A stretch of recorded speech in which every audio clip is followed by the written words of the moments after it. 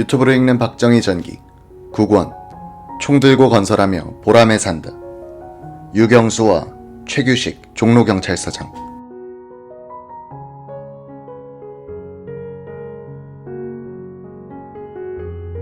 1968년 1월 21일 밤 10시 5분경 청와대가 지척인 자하문 내리막길에서 두 형사는 무장공비의 대열 맨 뒤에 걸어가던 부대장격인 김춘식과 이야기를 나누며 걸어내려오고 있었다. 김춘식은 박 형사에게 당신 경상도 말씨인데 고향이 어디요? 하고 물었다. 박 형사가 대구인데요 라고 대답하자 그는 우리 친척집도 대구인데 라며 말을 흐렸다. 박 형사는 이들과 농담까지 주고받으며 시간을 끌어보려 했으나 기다리던 증원부대는 오지 않았다. 입안이 바싹바싹 타들어가고 있었다.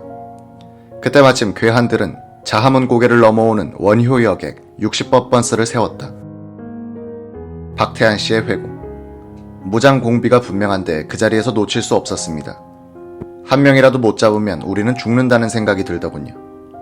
공비들은 이미 7, 8명이 버스에 올라타고 있었습니다. 우리가 극성스럽게 저지하기 시작하자 대장인 듯한 자가 부하들에게 내리라고 했습니다. 우리 2명이 이들을 다 상대할 수는 없고 미치겠더라고요. 하지만 그때까지 공비들의 목표가 청와대라고는 생각하지 못했습니다. 버스에서의 시비가 끝나자 대열은 다시 움직였다.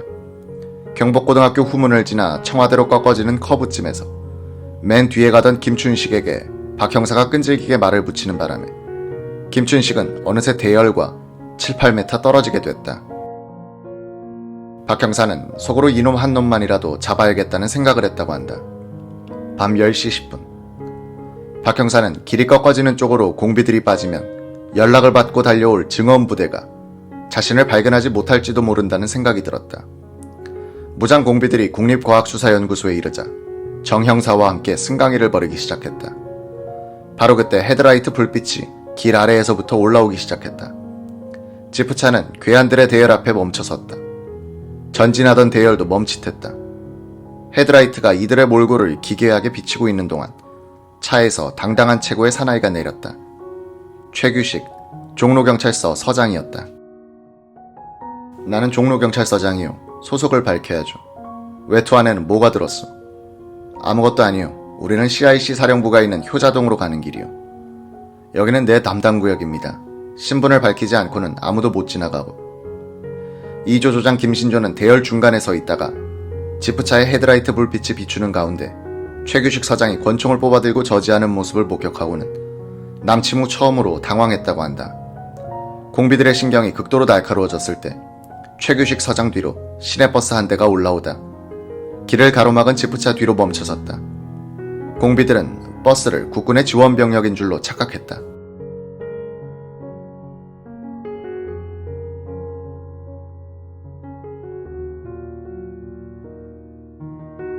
잠시 후 또 한 대의 버스가 커브를 돌아 나오다 앞 차량이 멈춰서 있자 급정거를 했다. 공비들은 연이어 2대의 차량이 도착한 것을 목격하고는 외투 속의 총과 수류탄을 더듬었다. 그 순간 최규식 서장과 시비가 붙었던 공비가 외투 속에서 총을 꺼내 최 서장의 가슴을 향해 연발 사격을 가했다. 드르륵 드르륵. 국방군 출동이다. 121 사태의 첫 희생자가 된 당시 36세의 최규식 서장은 가슴에 3발을 맞고 그 자리에서 숨을 거뒀다. 밤 10시 15분경이었다. 총성이 나기 무섭게 공비들이 일제히 버스를 향해 사격을 가하면서 3발의 수류탄이 장렬했다.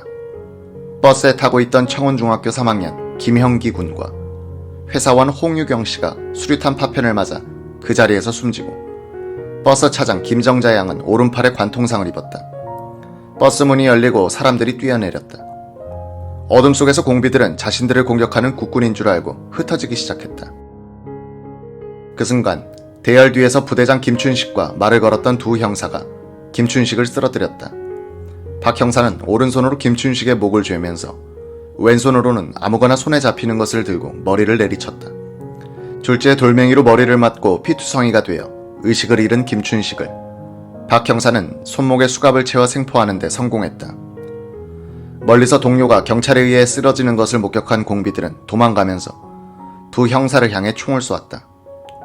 정종수 형사가 쓰러졌고 박태한 형사는 왼쪽 귀 위로 총알이 스쳐 지나갔다. 경복궁 후문 일대는 아수라장으로 변했다. 총성이 퍼지자 청와대 외곽을 경비하던 수경사 30대대 병력들이 즉시 달려오기 시작했다.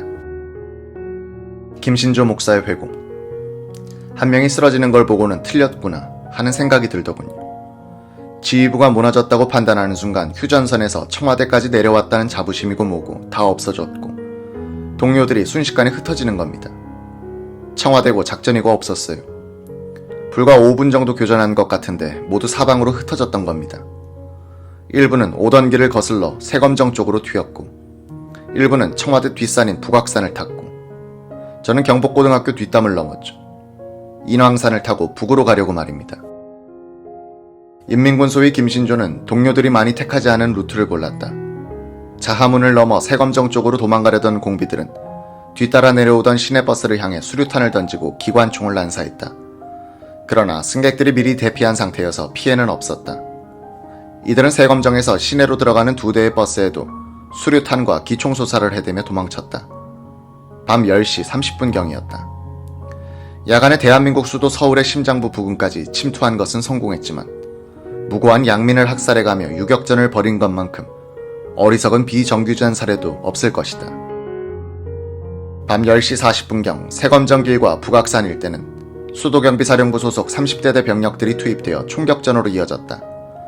30대대 병력이 현장에 투입될 무렵 경복궁 옆에 주둔하던 30대대 연병장에서는 대대장 전두환 중령과 작전주임 장세동 소령의 지휘하에 81mm 박격포 10여 문에서 조명탄이 날아올랐다. 조명탄은 밤새도록 세검정과 북악산 일대를 대낮같이 밝혔다.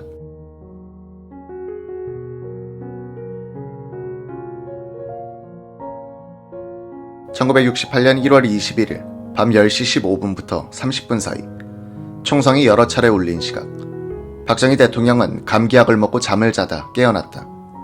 박종규 경호실장이 제일 먼저 달려왔고 최욱운 수경사 사령관이 그 뒤를 따라 들어와 상황을 보고했다.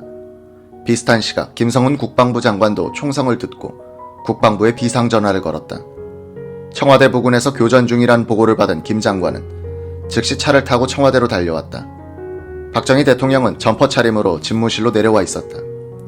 김 장관이 보니 박 대통령은 경황이 없는 듯한 표정으로 이렇게 말하더란 것이다. 김 장관, 내가 감기에 걸려 약을 먹고 자다가 일어나는데 말이야. 거참 이놈들이 여기까지 쳐들어올 줄 누가 생각이라도 했겠소. 고약한 놈들, 뭐 못하는 짓이 없구먼. 그렇게 파괴하더니 결국 여기까지 쳐들어왔구먼. 저도 놀랐습니다. 각하, 괴뢰군 놈들이 신이 아닌 이상 어떻게 하룻밤 사이에 여기까지 오겠습니까? 두 사람은 전쟁을 겪은 군인 출신이어서 그런지 수행하던 경무원들이 보아도 무척 대담했다고 한다. 청와대 밖 하늘은 수경사 30대대에서 쏘아올린 조명탄으로 환하게 밝아 있었다. 윤필용 방첩대장은 김성은 국방부 장관에게 전과와 피해 상황을 수시로 보고했다. 자하문에서 최초 총격전이 벌어져 종로경찰서장이 피격당해 순직했으며 한 명은 생포했고 현재 청와대 외곽으로 몰아내며 추적 중이라는 내용이었다. 박 대통령에게 이 사실을 보고하자 최규식 총경이 하며 몹시 안타까워했다. 최규식 총경은 연세대학교 정치학과 재학 중 6.25를 만나 육군 종합학교 31기생으로 임관했다. 5.16 당시 소령으로 복무 중 혁명정부로부터 충청북도 경찰서 정복과장으로 발령받아 경찰에 투신하게 됐고 능력을 인정받아 부산시경 정복과장을 거쳐 1966년 8월 용산경찰서 서장으로 승진했다. 1년 뒤인 1967년 10월 27일 종로경찰서장으로 발령받아 근무 중 참변을 당했다. 최규식 총경의 순직을 가슴 아파한 또 한 사람은 2층 부속실에서 귀를 쫑긋하게 세우고 앉아있던 유경수 여사였다. 이날 밤 경호실에서 등하 관제를 요구해 제2부속실의 홍정자 비서관은 불도 켜지 않은 2층 복도를 오가며 유 여사의 심부름을 했다. 총성으로 어수선한 분위기 속에서 유경수는 극도의 침착성을 보이고 있었다고 한다. 5.16 혁명하던 날 이모님 인상과 참 비슷했어요. 총성이 나자 어느새 옷을 갈아입고 서재 겸 집무실이던 방으로 가셔서 촛불을 켰죠. 경호관들이 오가면서 소식을 전해줬는데 최규식 총경이 순직했다는 말을 들었던 겁니다. 최규식 총경이 용산경찰서장에서 종로경찰서장으로 1년 만에 부임하게 된 것은 유경수 여사의 칭찬이 주요했기 때문이라고 한다. 성실했던 최 총경은 부산시경 정복과장으로 근무하면서 동아대학교 정치학과를 졸업했고 부산대학교 대학원에서 국제정치학을 공부하던 중 용산서장으로 발령받아 상경했다. 유경수 여사는 해외 순방이나 큰 행사 때마다 깔끔한 복장에 절도 있는 행동으로 일선 경찰들을 지휘하는 최총경의 모습을 눈여겨봤다고 한다. 그 후 관내에 청와대가 포함된 종로경찰서장으로 발령받게 하는 데 힘이 됐다는 것이다. 미망인 유정화 씨에 따르면 남편 최총경은 서울 용산으로 올라와서도 공부를 계속했고 종로경찰서 서장으로 발령받은 뒤로는 너무 바빠 부산대학교 교수들이 상경해서 논문 지도를 했다고 한다. 1968년 1월 12일 최규식 총경은 부산대학교로부터 논문이 최종 통과되어 석사 학위를 받게 되었다는 축하 전화를 받았다. 그리고 9일 뒤 자아문 언덕에서 무장 공비가 쏜 총탄에 숨을 거뒀다. 미망인 유 여사는 그해 2월 26일 부산대학교 총장의 초청으로 남편을 대신해 졸업식장에 참석, 학위를 받았다.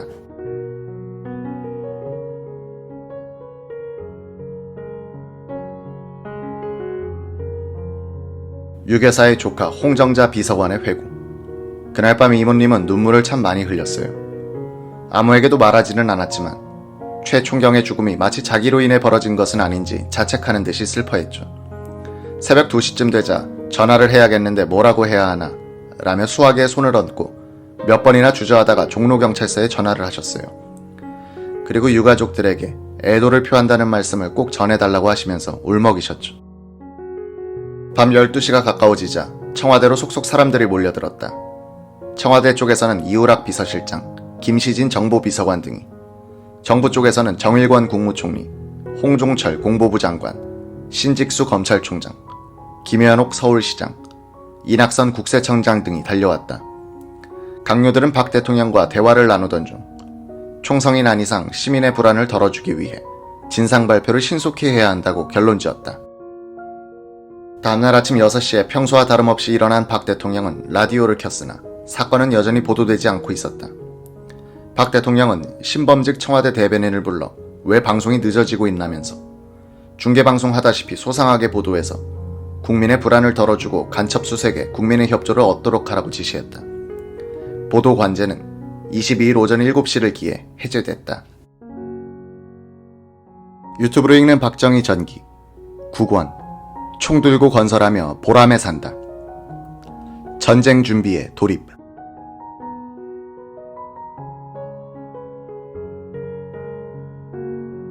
자원 부근에서 교전이 있기 직전인 1월 21일 오후 10시 10분경 최원식 치안국장실 무전기로 긴급 보고가 들어오고 있었다. 세검정 고갯길에서 이상한 옷차림의 군인 30여 명이 술에 취해 청운동 쪽으로 내려가고 있음. 최 국장이 현장에 도착했을 땐 이미 교전이 끝난 뒤였고 도로에는 수류탄으로 반파된 버스가 팽개쳐져 있었다.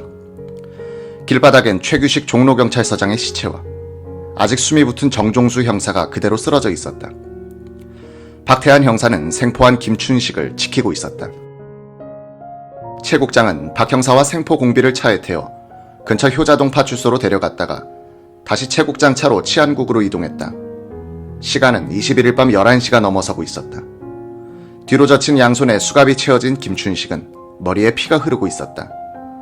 그는 소매 없는 등산용 조끼를 입고 양 옆구리에도 주머니를 차고 있었다. 조끼 앞가슴엔 작은 주머니 같은 것을 만들어 위아래 두 줄로 4발씩 모두 8개의 수류탄을 넣고 흔들리지 않게 실로 누벼놓았다. 최원식 국장은 김의 허리에 찬 권총을 뽑아내고 양 옆구리의 주머니에서 휴대용 식량과 주머니 칼을 찾아냈다. 최 국장은 칼날에 쓰인 글을 보더니 곁에 서 있던 박 형사에게 보여주었다. 메이드 인 재팬이라고 쓰여 있었다. 직원들은 최 국장의 무장 해제 장면을 지켜보고 있었다. 박 형사도 최 국장을 돕기 위해 김이 입은 조끼 양옆에 매듭을 풀고 있었다. 바로 그때 최 국장이 소리쳤다. 엎드려. 몇 초 후 꽝 하는 폭음과 함께 김춘식의 복부는 산산조각이 나고 치안국 복도는 피범벅으로 변했다. 박태환 씨의 회고. 그때 최 국장은 조끼 윗줄의 수류탄 4발을 모두 제거하고 아래쪽의 수류탄 3번째 것을 제거 중이었습니다.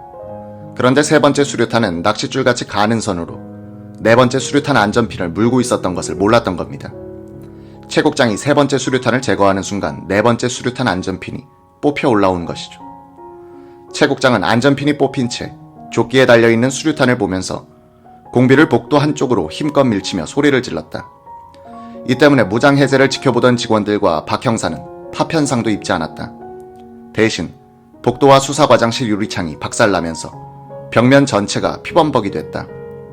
생포된 간첩이 폭사로 사라져버린 것이다.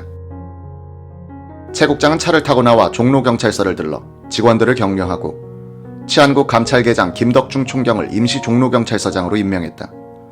자정 무렵 최원식 치안국장은 청와대 정문을 지나고 있었다.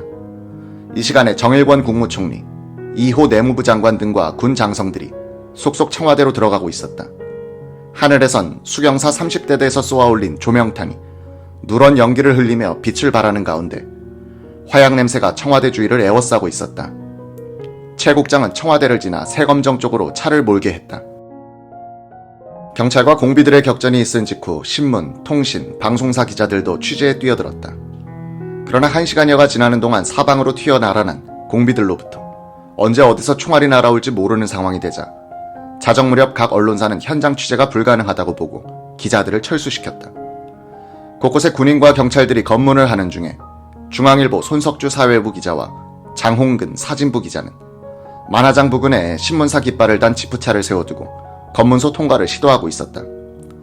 이들은 지프에 무전기가 없어 본사로부터 철수 지시를 받지 못한 채 현장에 남아있던 중이었다. 군인들은 검문소를 통과하려는 손, 장 두 기자에게 죽고 싶으냐며 위협해 시비가 일었다. 최원식 치안국장은 순찰 중 무전을 통해 파주 부근에서 교전이 있다는 연락을 받고 출발을 서두르는 순간에 군인들과 시비가 붙은 두 기자를 발견했다. 최원식 국장은 현장을 기록할 사람이 필요하다는 생각에 이들을 불렀다. 어이 가자 이리 와. 아 최 국장님 아니십니까? 중앙일보 사회부 손석주 기자입니다. 당신 나하고 파주에 갈 수 있겠어? 교전 중이라는데도. 당연히 가야죠.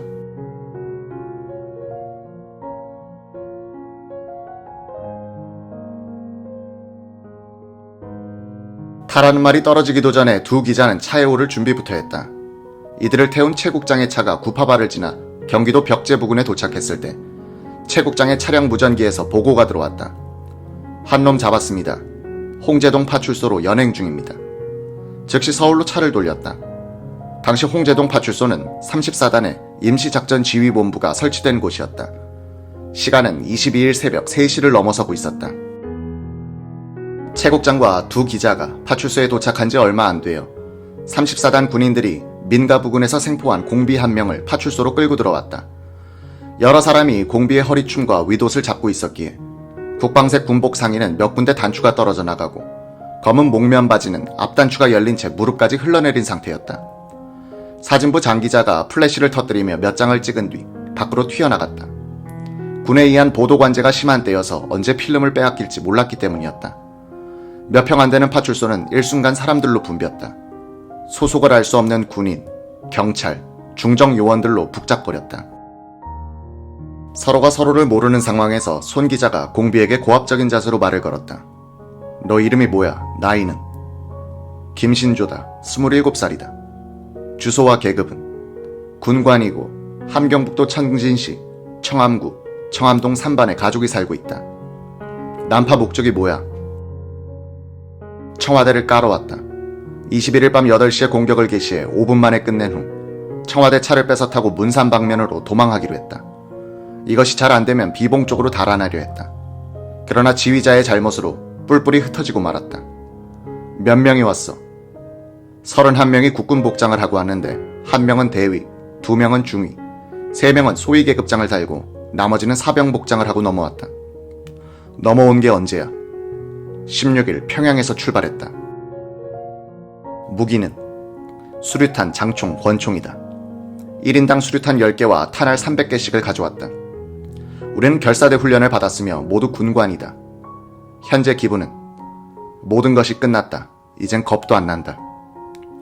손 기자는 김신조의 윗옷 윗주머니에서 지식인들이 언론 출판의 활동을 위해 싸우라는 내용의 삐라를 발견했다. 잠시 후 김신조는 앰뷸런스에 실려 방첩대로 끌려갔다.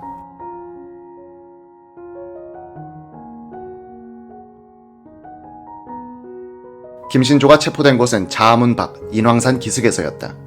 1월 22일 새벽 1시 30분경 자암박 세검정 부근에서 잠복 근무를 하던 34단 공병대 소속 차장석 이병은 세검천 위쪽 인왕산 기슭에서 계곡 쪽으로 살금살금 기어내려오는 그림자를 발견했다.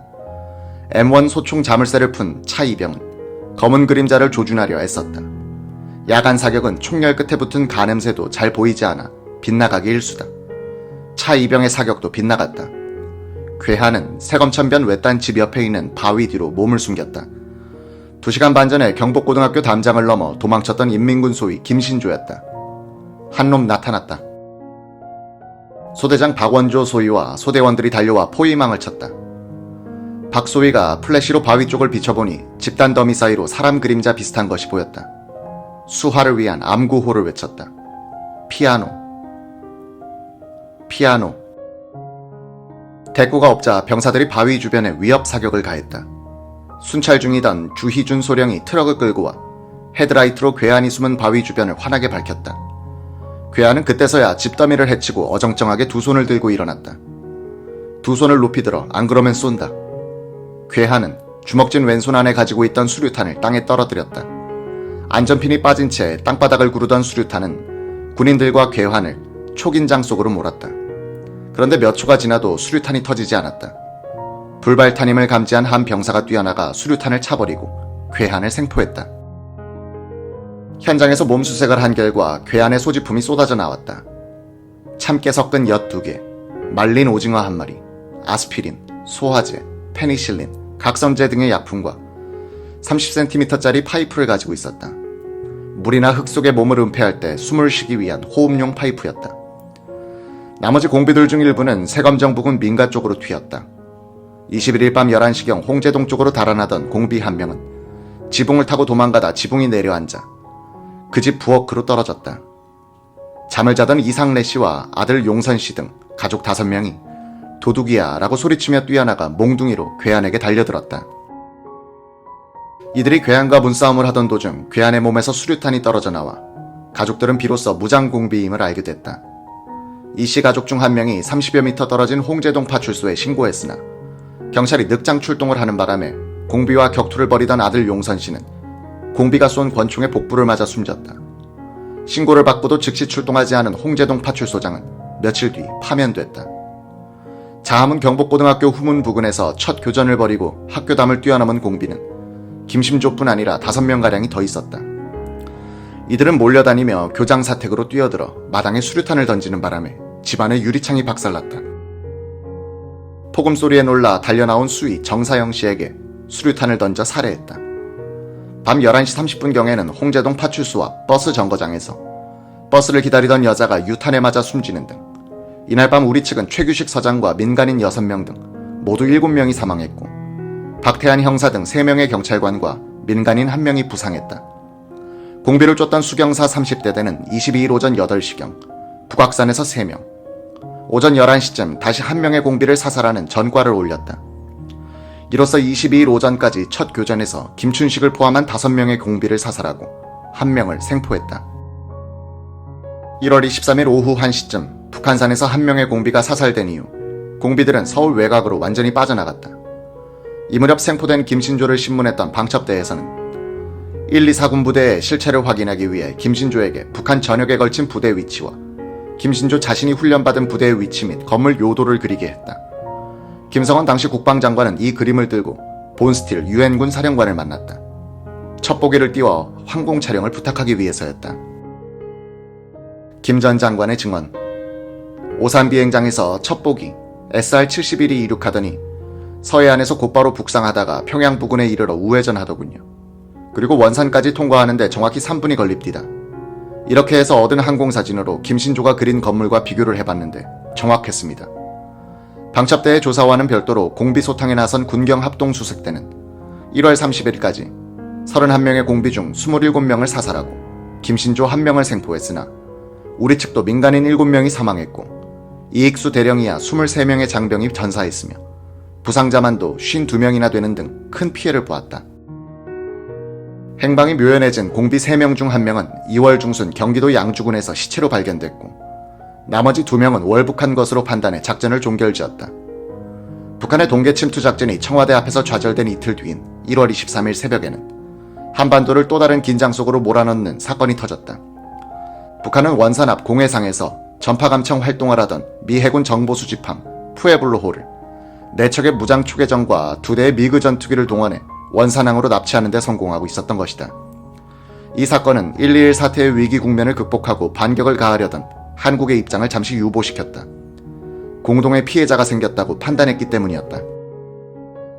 1월 23일 미국은 일본에서 월남으로 남진하던 핵 추진 항공모함 엔터프라이즈호와 3척의 구축함을 동해로 회항시켜 원산만에 대기토록 명령했다.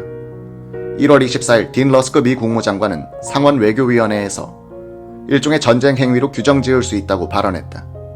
이날 본스틸 유엔군 사령관 겸 주한미군 사령관은 김성은 국방장관을 만나 이런 요지의 이야기를 했다고 한다. 우리 미국은 이번엔 가만 안 있겠다. 지금까지 북한이 한국에서 숱한 도발을 해오고 우리 미군도 피해를 봤지만 지금 같은 경우는 참을 수 없다. 이것은 미국의 방침인데 원산항을 포함한 몇 개의 군사시설에 폭격을 가할 계획이다. 김 국방장관은 한편으로는 기뻤지만 다른 한편으로는 전면전이 일어날 가능성도 생각지 않을 수 없었다고 한다. 그때만 해도 미국은 월남전에 깊이 개입해 있었고 힘겨워했습니다. 과연 미국이 월남전과 한국전을 동시에 수행할 수 있을까를 먼저 따져봐야 했죠. 이날 오후 김성은 국방장관은 청와대로 들어가 박정희 대통령에게 이 같은 사실을 전했다. 귀를 기울이고 듣던 박정희는 이렇게 말하더란 것이다. 아, 기분 좋다. 이거 한번 때려 부숴야 한다. 좋다 김 장관, 우리도 준비합시다. 전군에 비상이 걸렸다. 휴가 군인들은 즉시 부대로 귀대하라는 방송이 나갔고 영외 거주자들은 영내 대기를 했다. 군 행정사무실과 여타 근무지에서도 즉시 전투에 임할 수 있도록 완전 군장을 상시 비치하도록 했다. 유튜브로 읽는 박정희 전기 9권 총 들고 건설하며 보람에 산다. 미국의 배신.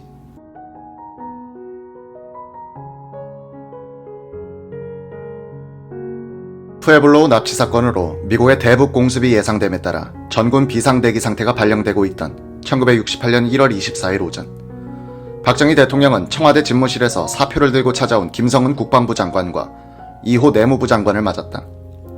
이날 아침 김성은 국방부 장관은 육해 공군 및 해병대에 비상 출동 태세를 갖추도록 긴급 지시한 뒤였다.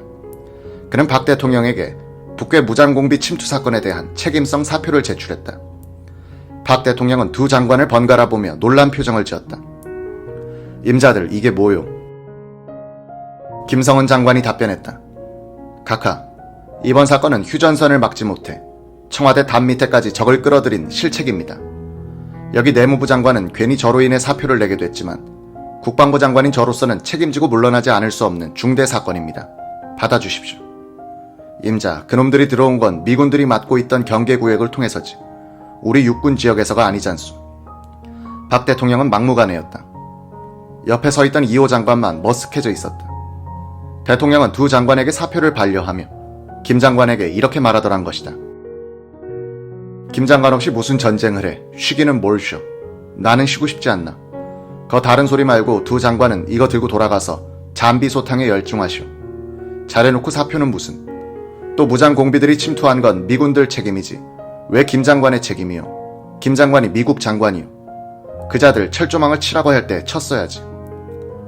박 대통령의 만류에 밀려 집무실에서 나오던 김 장관은 다시 대통령에게 들어가 그렇다면 각하, 이 고비만 넘긴 뒤 다른 장관으로 교체해 주십시오 라고 간청했다고 한다. 박 대통령은 말없이 고개를 끄덕이며 김 장관의 팔을 두드리면서 위로해 주었다. 이날 오후 김성은 국방부 장관은 전날에 이어 한미 군수뇌 회담을 갖고 대북 공격에 대한 대책을 논의했다. 이 자리에서 미군 수뇌부는 이틀간 진행된 사항을 김 장관에게 설명했다. 푸에블로우가 납북된 이후인 1월 23일 오전 원산항으로 향한 미 7함대 기함 엔터프라이즈 항모가 24일 오후 원산항 영해 부근에 도착했으며 미 제5공군에도 비상경계령이 내려졌고, 비슷한 시각 미국 정부는 소련 측에 푸에블로호 선박 및 승무원 83명의 석방 중재를 요청했으나 소련은 이 요청을 거절했다는 것이다. 미북 간, 미소 간의 긴장이 높아지고 있었다.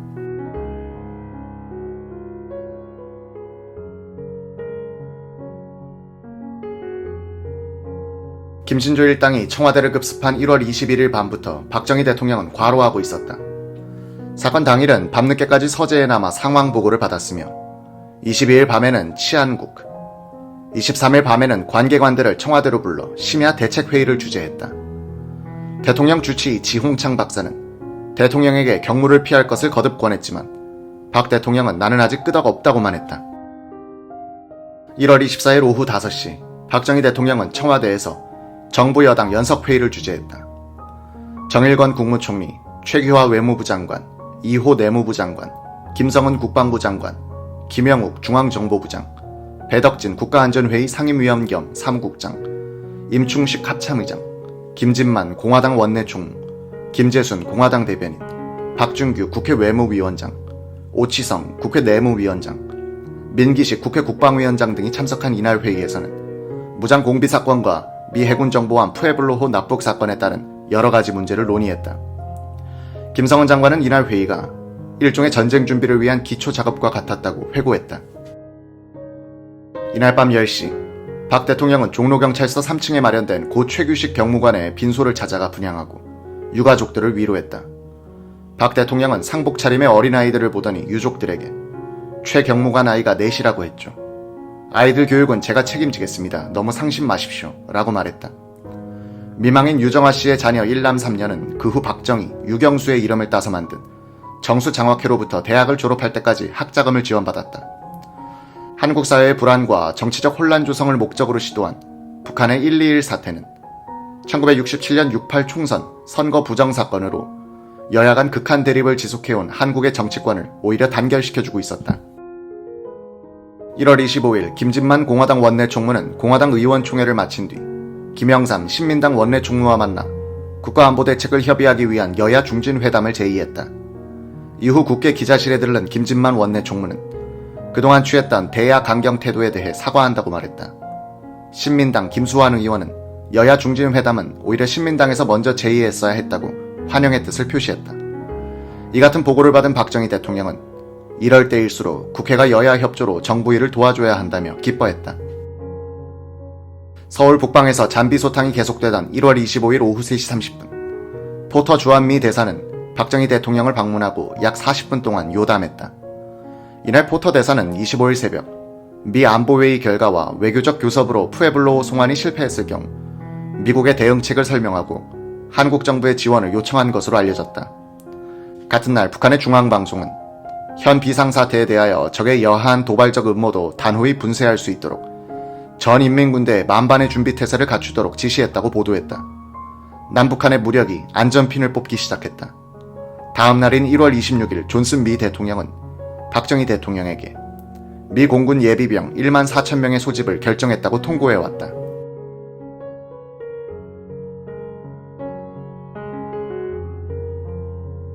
미국 정부가 부딪힌 장애물이 있었다. 미국이 북한을 공습할 경우 미국은 월남반도와 한반도에서 두 개의 전쟁을 수행할 수밖에 없다는 현실이었다. 1961년 7월에 각각 체결된 북한-소련 상호 원조 조약과 북한-중국 상호 방위 조약도 미국의 발목을 잡았다. 이 두 조약은 체결국 일방이 무력 침공을 받을 때 타방은 지체 없이 군사 또는 그 밖의 수단으로 원조한다는 조항을 두고 있었다. 박정희 대통령도 미국의 이런 입장을 염려했다. 1968년 1월 27일 김성은 국방장관과 점심을 함께하며 박 대통령은 미국이 과연 월남전을 치르면서 북한도 때릴 수 있을까 하고 궁금해했다고 한다. 한국 수뇌부는 전군의 비상대기를 발령해놓고 포병도 전방으로 추진 완료했다. 영외 거주 장교와 하사관들은 영내 대기 상태로 출동 명령만을 기다리고 있었다. 박 대통령은 수시로 김성은 국방장관을 전화로 불러내 상황을 알아보곤 했다. 미국의 북한 공습은 차일피일 연기되기 시작했다. 김성은 국방장관은 더욱 초조했다. 미국은 소련의 북한과의 협상 중재 요청을 했다가 거절당하자 폴란드 정부에 중재를 요청하고 있었다. 1월 27일 북한 대리 대사가 폴란드 외무성을 방문한 뒤 폴란드 주재 미국 대사가 외무성을 방문했다. 이날 오후 3시부터 4시 30분까지 청와대에서는 박 대통령이 주재하는 시국 대책 회의가 전날에 이어 계속해서 열렸다. 미국의 방향선회를 암시하는 조짐은 다음 날인 1월 28일 일요일 오후에 외신을 통해 흘러나왔다. 외신은 북한은 푸에블로호와 북한 게릴라들을 교환할 것을 암시했다고 보도했다. 비상 대기 중이던 최규하 외무장관과 국장들이 긴급회의를 열고 어불성설이란 방박선명을 내기로 결정했다. 외무부 대변인은 침략자와 공해상을 항해하다 불법 납치된 피해자를 교환한다는 것은 침략을 감추려는 북괴의 잔꾀라고 설명했다. 외교가에서는 북한이 교환 제의를 한 저희는 미국과 직접 교섭의 선례를 남겨 국제적인 지위를 얻어보자는 것이라는 풀이가 돌고 있었다. 1월 29일 오전 미국 백악관 대변인 조지 크리스처는 푸에블로우 위기를 평화적으로 해결하려는 노력으로 미국이 벌이고 있는 외교 채널은 활발히 움직이고 있다고 발표했다. 이날 오후 미국의 백악관 대변인은 북한이 납포한 푸에블로호 및 승무원의 억류를 계속 고집하지 않는다면 북한과 한국 문제 전반에 걸쳐 토의를 할 용의가 있다고 발표했다. 비슷한 시각 포터 주한미 대사가 청와대를 예방하고 박정희 대통령에게 미국 정부의 이 같은 입장을 설명했다. 국방장관 김성은 씨의 증언에 따르면 이날 포터 대사를 접견한 박정희 대통령은 몹시 화를 내며 이렇게 말했다고 한다.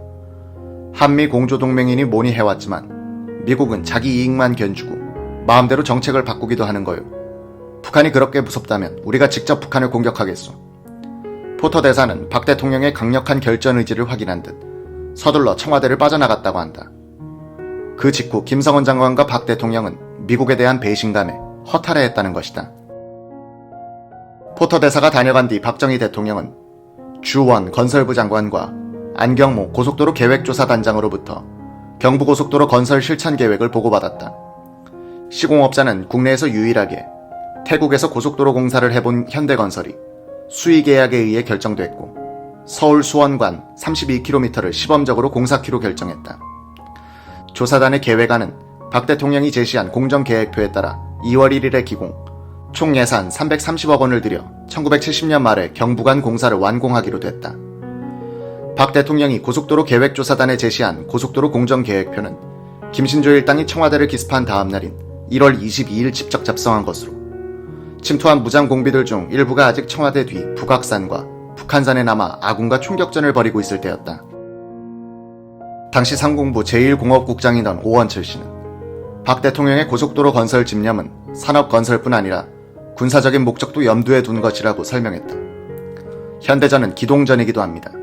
서독의 고속도로 아우토반은 히틀러의 전격전에 대비한 전략도로였다는 점을 박 대통령은 잘 알고 있었고 우리도 북한의 무장공비가 출몰할 때 신속히 부대를 투입하기 위한 도로 확보에 박 대통령은 늘 아쉬워하고 있었습니다. 김성은 전 장관의 회고. 청와대 밖에서 총소리가 아직도 나고 있는데 집무실에 앉아 3년 후에 완공시킬 고속도로 공정표를 구상할 수 있는 지도자가 바로 박정희 대통령이었습니다.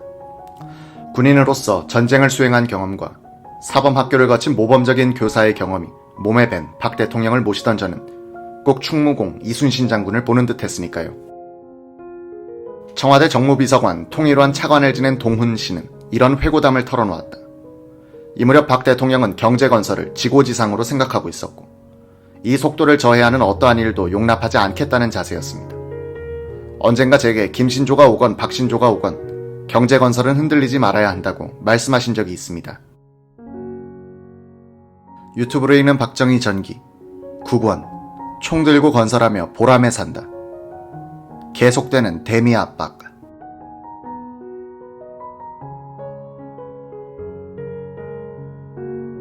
(1968년 1월 29일) 오후 4시 30분부터 약 1시간 반 동안 박정희 대통령은 청와대에서 세 번째 시국 대책회의를 주재했다. 이날 대통령은 국내외 정세에 대한 정부 방침의 의견을 듣고만 있었다. 그날 저녁 박 대통령은 김성은 국방부 장관과 임충식 합참의장, 김계원 육군참모총장, 김영관 해군참모총장, 장지량 공군참모총장 및 강기천 해병대 사령관을 청와대에 남게 한 뒤 대책회의 겸 저녁 식사를 함께 했다. 박 대통령과 군 수뇌부 모두가 미국에 대해 심한 배신감을 느끼고 있었다. 술을 한 잔씩 돌린 박 대통령은 이렇게 말하더란 것이다. 우리가 미국과 방위동맹을 아무리 맺고 있어도 어떤 나라든 자기네 국익을 우선시하는 것이지. 방위조약이든 그 무엇이든 간에 모든 국가 간의 조약이란 어디까지나 자국의 이익이 합치될 때 지켜지는 것이지 무조건적인 시에는 없는 거야. 국가 간의 이익이 상치하면 조약 같은 것은 물거품같이 되는 것이지. 이번 같은 예를 봐도 자기네 군함이 공해상에서 무력으로 납치된 것은 자기네 영토가 침범당한 것과 다를 바 없잖아. 옛날 같으면 당장 전쟁이 일어날 판인데 그래서 보복이 당연할 줄 알았는데 말이야. 역시 한반도에서 전쟁이 발생하면 미국으로서는 큰 부담인 것은 사실인 모양이야. 그러니까 승무원이라도 구하려고 저러는데 우리도 미국만 믿지 말고 비상대책을 논의해봐야겠어. 각군 참모총장들은 강력하게 북벌을 건의했다고 한다. 각하, 미국이 못한다고 하니 우리만이라도 이북을 두들겨 놓겠습니다. 청와대까지 겁도 없이 들어온 놈들을 가만 놔두면 또 그런 일이 벌어질 겁니다. 우리가 단독으로 할 수 있습니다. 김 장관은 어떻게 생각하시오? 따져봐야겠습니다.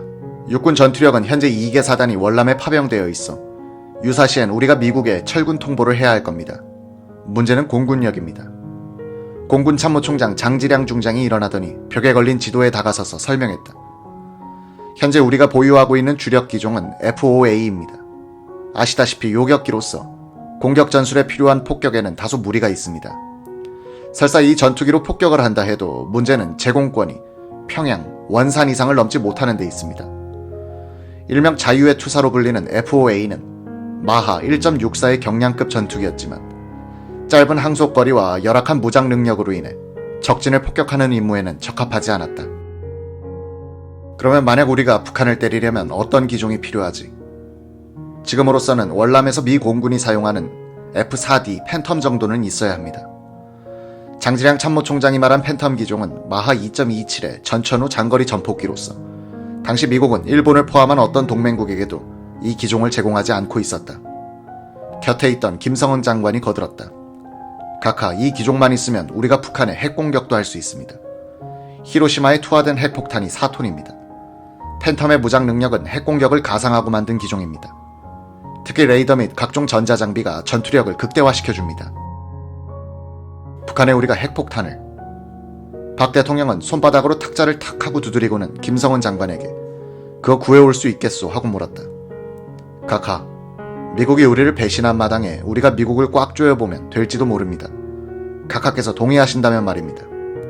그래, 그거 한번 해보자. 북괴놈들, 우리도 때릴 수 있다는 걸 보여줘야겠어. 미국의 북한 공습 중지 결정은 무장공비 침투 사건으로 울분에 찬 한국의 대통령과 군 수뇌부들을 더욱 격양시켰고 종국에는 자주국방의 의지를 불태운 셈이 됐다.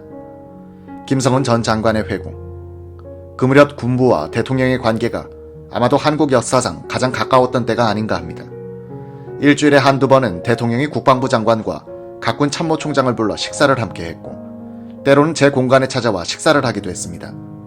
군 수뇌부들은 대통령과 자주 만나면서 정치적 대소사에 대해 이해의 폭도 넓었습니다.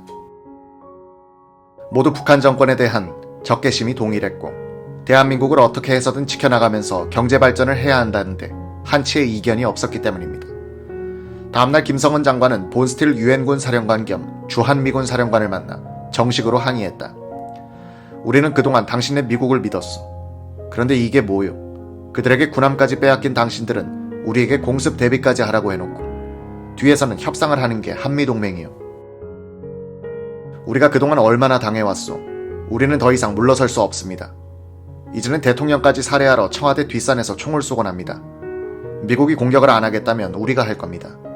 우리는 비상대기령을 해제하지 않을 겁니다. 실제로 1월 29일 밤 청와대에서 대책회의를 마친 각군 수뇌부들은 예하부대의 비상대기령을 지속시킨 채 전투태세 점검을 계속하고 있었다. 이런 사실들은 연대 끝까지 파견되어 있던 미 군사 고문단들의 감시망을 통해 유엔군 사령관에게도 보고되고 있었다. 본스틸 유엔군 사령관은 몹시 난처해하면서 나도 우리 정부의 판단에 무척 실망했어. 하지만 미국 내에서는 4년 동안 월남전을 질질 끌고 있다고 반전 여론이 일고 있는 데다가 하며 김 장관을 무마하려 무척 애를 썼다. 김 장관은 화를 풀지 않았다고 한다. 미국은 유엔군 사령부를 한국에 두고 있지만 우리가 공격할 때엔 유엔군은 우리의 발목을 잡게 됩니다. 유엔군은 우리의 공수 양면에서 때려야 뗄 수 없는 존재였습니다. 하지만 그때는 강하게 나가본 겁니다.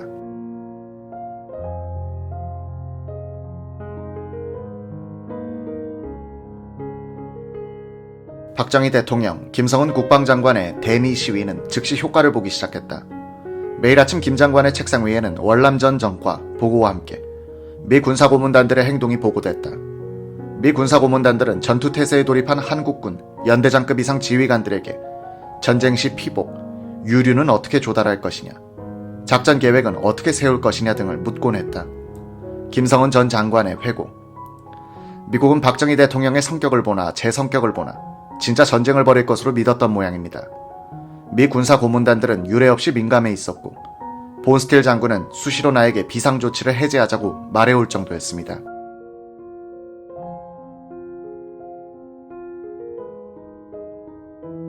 (1968년 1월 21일부터 1월 30일까지) 열흘은 자유진영 대 공산진영 간 세력균형의 대지진이 일어난 시기였다. 한국에서 벌어진 1.21 사태에 이은 1월 22일에 푸에블로우 납치 사건을 맞은 미국은 군사적 대응 조치에 한계를 느꼈을 뿐 아니라 월남전도 더 이상 확대할 수 없다고 판단했다. 1월 29일 오후 미국 정부는 매크로스키 국무성 대변인을 통해 미국은 현재 수준으로 월맹군의 침투를 저지하면서 북폭을 중지하고 평화회담을 할 의향이 있다고 발표했다. 1월 30일 새벽에는 월맹군과 베트공에 의한 월남전 최대 규모의 기습 공격이 월남 전역에 걸쳐 시작됐다. 이른바 테트 공세는 월맹이 1968년 구정에 느슨한 분위기와 민족 대이동의 혼란을 틈타 대규모로 벌인 기습전이었다. 초기에는 성공하는 듯 했으나 궁극적으로는 군사적 패배를 가져온 자살적 공세였다. 이 공세에서 베트공은 많은 간부들을 상실하고 약 4만이 넘는 병력을 잃음으로써 월남전쟁 전면에서 사라지게 됐다. 이후 전쟁은 월남 내의 집권층과 해방전선 간의 내전이 아닌 월맹 정규군과 월남 간의 남북 대결로 그 성격이 더욱 뚜렷해졌다. 군사적 패배에도 불구하고 정치, 심리적으로 월맹은 대승리를 거뒀다. 미국 언론과 사진 기자들의 과장 보도로 미국 내의 여론은 크게 약화돼 존슨 대통령은 1968년 3월 31일 월맹에 대한 폭격 중지를 선언하고 대통령 선거에 출마하지 않겠다는 선언을 했다. 월맹 측에는 평화협정에 동의할 것을 촉구하고 소련과 영국 등에는 협상 개최에 협조해 줄 것을 요청했다. 1968년 1월 30일 설날 아침, 박정희 대통령은 김성훈 국방부 장관으로부터 지난 새벽에 월남 전역에서 시작된 월맹군과 베트공의 대규모 기습작전에 관한 주월 한국군 사령부의 보고 내용을 전달받았다. 김성훈 전 장관은 당시 주월 한국군의 테트 공세 보고 내용과 주월 미군의 보고 내용은 상당히 달랐을 것이라고 말했다. 최명신 당시 주월 한국군 사령관은 1968년 테트 공세와 관련해 이런 증언을 했다. 그 이전 구정에도 월맹군들은 휴전하자고 해놓고 기습하곤 했기 때문에 1968년 테트 공세 때에도 주월 한국군들은 이미 비상태세에 돌입해 적의 기습에 대비하고 있었습니다. 1월 30일 새벽 2시 30분쯤 제가 머물고 있던 나트랑 공관에도 월맹 정규군 50명이 기습했지만 공관을 지키던 행정병을 포함한 17, 18명의 우리 병사들에 의해 전부 녹아버렸습니다. 우리 쪽은 운전병과 행정병이 태반이었지만 아침이 되자 우리 아이들이 포로도 6명이나 잡아놨더군요. 각자 호 속에 들어가 움직이지 않고 적이 가까이 다가오길 기다려 한두 발씩만 사격을 가하면 야간이기 때문에 아군의 위치를 발견할 수 없는 적들은 전부 당하고 마는 겁니다. 이날 주월 한국군은 도처에서 매복 작전을 펴고 있다가 수많은 전과를 올렸습니다. 테트 공세 때는 베트공 특공대들이 1.21 사태의 김신조 일당처럼 월남의 TU 대통령 관저를 습격하기도 했다.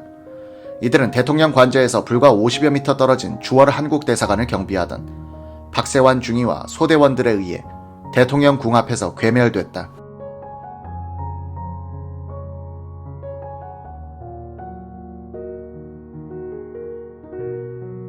박세환 중위는 월남 대통령을 구해냈다고 해서 싸이공의 영웅이 됐다.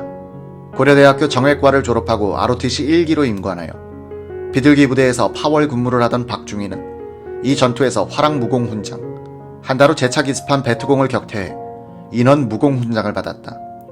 당시 청룡부대는 추라이에서 호라이로 주둔지를 막 옮겨 진지 구축도 채 안 된 상태에서 1월 29일 저녁에 월맹 정규군의 기습 공격을 받았다. 미 해병대와 인접해 있던 한국군 청룡부대는 훗날 해병 중장으로 예편한 김현상 준장이 당시 현지 사령관으로 전투를 직접 지휘했다. 김현상 씨의 회고. 나도 전쟁을 많이 해봤지만 그 전투만큼은 엉망진창이었습니다. 전쟁에는 원리 원칙이 있는데 그 전투는 그게 없었습니다. 양민도 아니고 베트공도 아니고 적도 아니고 아군도 아닌 정말 엉망진창인 전쟁이었습니다. 대대장실 벙커 위로 로켓탄이 장렬하고 밖에 나가보면 양민들을 앞세운 월맹군들이 뒤에서 로켓포를 쏘며 접근해오곤 했습니다. 명색이 청룡부대장이면서 참호 속에 쪼그려 앉아 모기와 싸우면서 밤새 전투를 해야 했으니까요. 최명신 예비역 장군의 회고. 청룡부대의 한 중대 전술기지에서 무전이 걸려왔어요. 사령관님, 저놈들이 분야자를 앞세워 꽹가리 치면서 부대로 접근하는데 어떻게 해야 합니까? 하는 겁니다.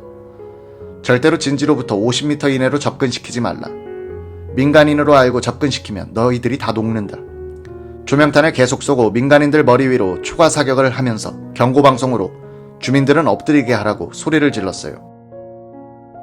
이러니 양민들은 엎드리고 양민들 머리 위로 아군의 박격포탄이 날아가고 다시 월맹군들이 총부리로 밀어 양민들이 일어나 앞으로 오고 두서너 시간 동안 민간인들은 청룡부대와 월맹군 사이에서 앉았다 일어났다 했던 겁니다. 결국 월맹군들이 괴멸됐습니다만 우리 측도 정신이 없었죠.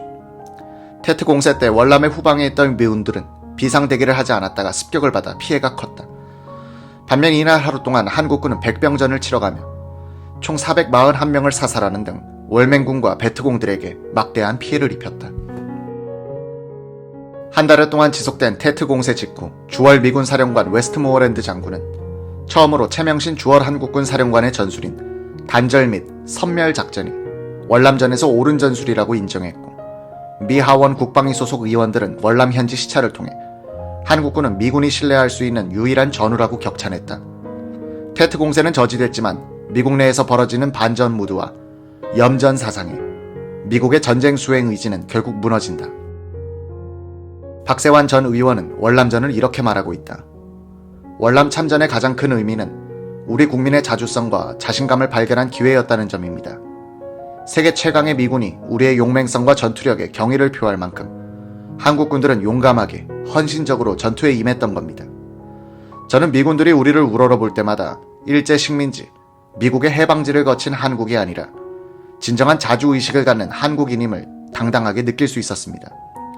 저뿐 아니라 당시 파월 한국군과 근로자 모두가 그런 당당함을 가슴속에 키워가며 세계 무대에 겁없이 도전하기 시작한 겁니다. 이런 자신감의 원천이 바로 월남전이었다고 말할 수 있습니다. 테트 공세와 관련한 전과 보고를 김성은 국방장관으로부터 받아든 박 대통령은 씩 웃으며 이런 말을 했다고 한다. 우리 한국군 1개 사단하고 미군 1개 사단하고 붙으면 우리가 이길 거야. 유튜브로 읽는 박정희 전기 9권. 총 들고 건설하며 보람에 산다. 싸우면서 건설하자.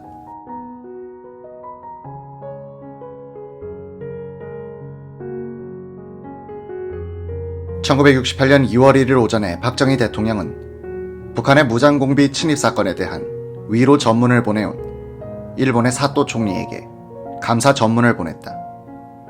이날 오후 박정희 대통령은 서울 영등포구 원지동에서 거행된 서울 수원간 고속도로 건설공사 기공식에 참석했다. 박정희 대통령은 서울을 둘러싸고 있던 바위산을 절개하는 발파 스위치를 눌렀다. 폭음과 함께 다이너마이트가 장렬하면서 암벽이 쪼개졌다. 산으로 둘러싸여 천혜의 요새처럼 형성된 서울의 남쪽은 조국 근대화의 조류를 타기 위해 처음으로 열리기 시작했다. 이 통로 개척은 육군 220 중건설 공병단에 의해 추진됐다. 경수간 고속도로 건설 공사는 행정 절차를 무시한 사전 공사로 진행됐다. 정상적인 행정 절차를 따른다면 경제기획원에서 각 부별 예산이 배정되고 이 예산을 부처별로 재배정해야 비로소 건설부 고속도로 건설단의 예산이 확보된다. 이후 재무부 국고국으로부터 사업 발주 승인을 받으면 조달청으로 서류가 넘어가 발주가 공고되고 건설업체들의 입찰, 심사, 낙찰 과정을 거쳐 선발된 업체와 계약을 해야 비로소 착공과 준공 날짜가 정해지면서 착수금이 전달된다. 빨라야 5월 말에 착공할 수 있다는 이야기다.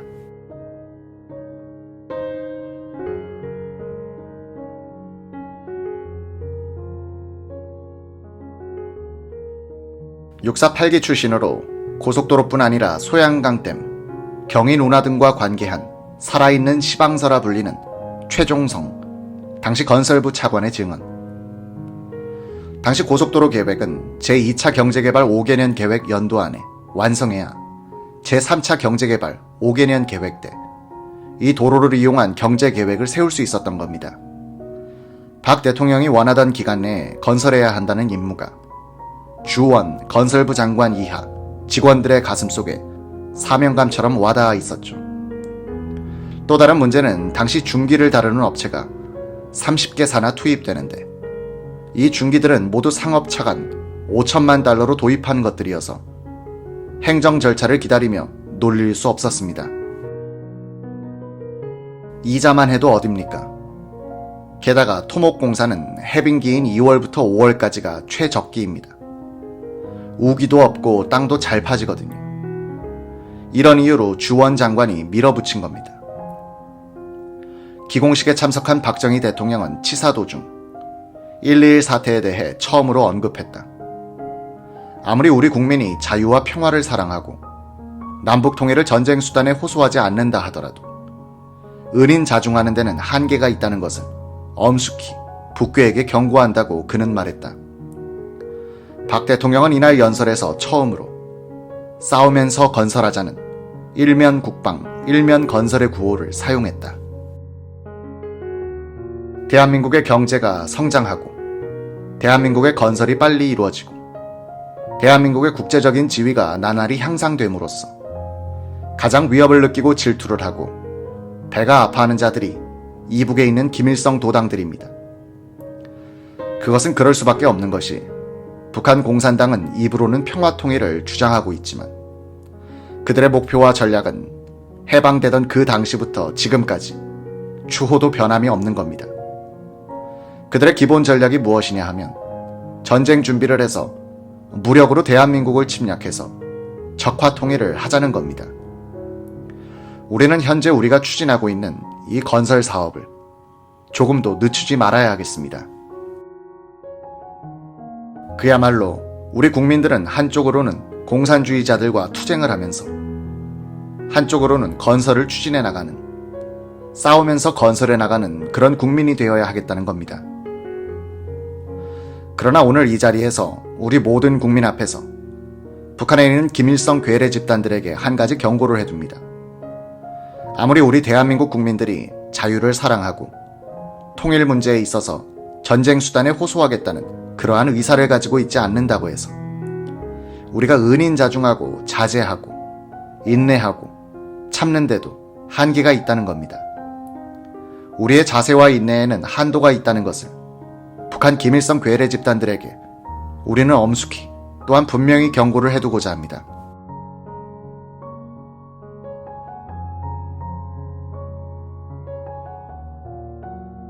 (1968년 2월 6일) 오전 10시 중앙청에서는 한미 고위급 회담이 열렸다. 오전 9시 30분부터 김성은 국방부 장관, 김형욱 중앙정보부장, 임충식 합참의장, 본스틸 유엔군 사령관, 포터 주한미 대사, 최규하 외무장관 순으로 총리실로 들어갔다. 총리실 출입문은 굳게 닫혔으며 총리실 밖 3층 복도에까지 무장 경관들이 굳은 표정으로 엄중 경호를 하며 120여 명의 내외신 기자들의 접근을 막고 있었다. 이날 한국 정부를 대표한 정일권 총리는 포터 주한미국 대사와 본스틸 유엔군 사령관에게 판문점 미북 회담을 공개하고 빨리 끝낼 것과 회담이 진행되는 동안 북괴의 남침 사건 등을 더 큰 비중으로 다룰 것을 요구한 뒤 북괴 도발 방지를 포함한 한국 안전보장안을 제시했다. 이 안에는 하나, 남침 사태가 더 이상 발생하지 않도록 북괴로부터 어떤 형태로든 보장을 받고 사과를 받아낼 것. 둘, 유사한 사태가 재발 시 미국은 한국과 공동으로 즉각 보복 조치를 취한다는 각서를 한국 정부에 제출할 것을 요구했다. 이 안에 대해 미국 정부 측이 만족할 만한 조치를 취하지 않으면 한국은 단독으로 모종의 중대 조치를 취하겠다고 통고했다. 포터 미국 대사가 모종의 중대 조치에 대해 묻자 정일권 총리는 예비군 동원을 포함한 한국의 독자적인 자위책을 강구한다는 뜻이라고 설명했다. 김성은 전 장관은 두 미국 대표의 얼굴이 상당히 심각하게 굳어지는 모습을 보았다고 회고했다.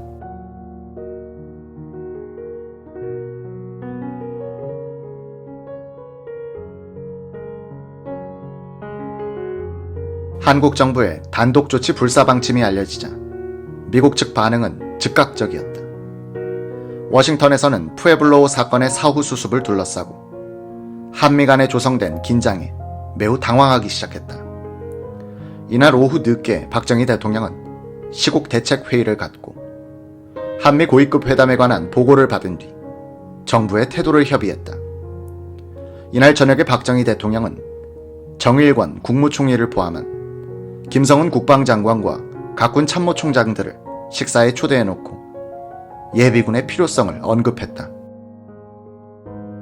우리도 강력한 예비군을 가져야 하지 않겠나. 그놈들이 뭐 대단한 것을 가지고 내려오는 게 아니라 기껏 소총하고 수류탄 몇 발 들고 오는데 우리 예비역들 한 200만 명 정도만 무장시켜 각 지방에서 공비가 나타나면 예비군들이 대항하면 되지 않을까. 지금처럼 공비 20명, 30명을 섬멸하려고 몇 개 사단을 동원하다 보면 전방은 누가 지키나. 우리가 200만 명 정도만 무장시킬 수 있으면 좋을 텐데. 김성은 국방장관은 그 자리에서 카카, 좋은 의견입니다. 한번 해보겠습니다.